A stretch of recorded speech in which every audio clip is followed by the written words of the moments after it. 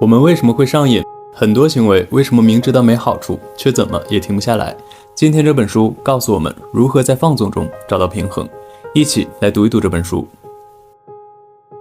我们的大脑中存在着上百亿个神经元，受到外界刺激后，这些神经元会释放和传递各种神经递质，给我们的身体传递信号。有很多神经递质能够传递快乐的信号，最具影响力的便是多巴胺。但科学研究发现，多巴胺的主要作用并不是让我们在获得奖励后感到快乐，而是让我们不断地产生获得奖励的欲望。也就是说，它让我们不断地想要，而不是单纯的喜欢。所以，某个刺激促使大脑释放的多巴胺越多，释放速度越快，这个刺激就越容易让人上瘾。可怕的是，当今时代这样的刺激随处可见，一旦有相关信息出现，大脑就会不受控制地释放多巴胺。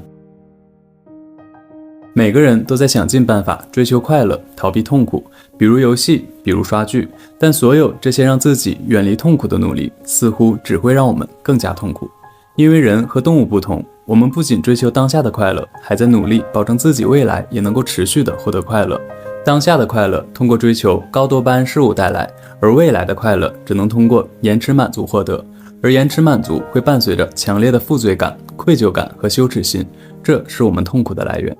我们的大脑中有一杆天平，左边是多巴胺带来的快乐，右边是延迟满足带来的痛苦，两者永远保持平衡。当某类刺激产生过量多巴胺，左边的快乐过多时，大脑就会在右边产生更多的痛苦来保持平衡。比如打完游戏的负罪感，刷完短视频的空虚感都由此而来。有些刺激甚至会危害生命，比如赌博、药物成瘾等。为了保证这个平衡机制不给我们造成过大的负担，不同的学派有着不同的做法。比如佛学主张两边都清空，也就是所谓的四大皆空。基督教说你可以尽情享乐，但必须时常与上帝忏悔，用沉重的负罪感来达到平衡。而从科学的角度来说，只要对刺激进行有效的戒断，就能让我们保持健康的平衡。书里介绍了一套多巴胺戒断框架，首字母缩写正好是多巴胺的英文 Dopamine。D 即数据，指收集成瘾物质的用量、频率等使用事实，比如每周的游戏次数、游戏时长等。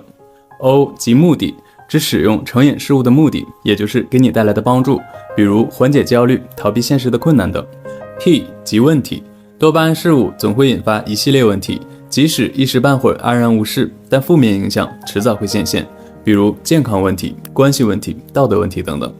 A 即戒断，就像我们做完运动，酸痛的身体能够逐渐恢复一样，被强化的神经元在1个月左右时间后会慢慢恢复原样。意志力不足时，我们可以用一些外在的技巧进行协助，比如物理阶段，强行隔离刺激源。再比如时间阶段，重新制定自己对刺激事物的使用频率，有计划的一步步降低。M 即正念，关于这一点可以看冥想那些视频。I 即洞察，成瘾期间我们很容易对放纵行为进行合理化，当你坚持1个月后，这样的合理化会转变成清晰的洞察。N 即下一步，完成1个月戒断后，也有许多人会复发，所以针对自己做好下一步计划非常重要。E 即体验，1个月后，一个全新的多巴胺设定点形成，世界将变得不同。我们需要继续保持自我约束，才能充分体验这个全新的平衡。最后，分享书里的一句话，结束今天的阅读。在这样一个多巴胺过量的世界里，自我约束是唯一能让我们沉浸其中的手段。